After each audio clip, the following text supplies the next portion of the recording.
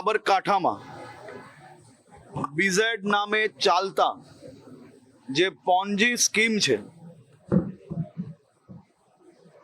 કોઈ બી પ્રકારે કોઈ બી છૂટછાટ વગર, કોઈ બી ફરિયાદ વગર આ પ્રકારની જે જાણકારી પોલીસને પ્રાપ્ત થઈ તો ભૂપેન્દ્રભાઈ પટેલની સરકાર જ સાહેબ આ કામ કરી શકે.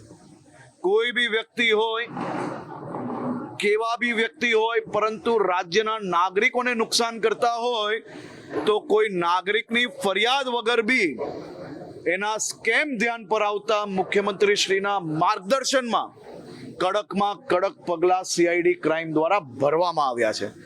આ ભૂપેન્દ્રભાઈ પટેલની સરકાર છે. કોઈ બી હશે, કેટલાય મોટા હશે, રાજ્યના નાગરિકો જોડે નાગરિકોને કોઈ બી પ્રકારે અહિત કરતા હશે તો એને છોડવામાં નહીં.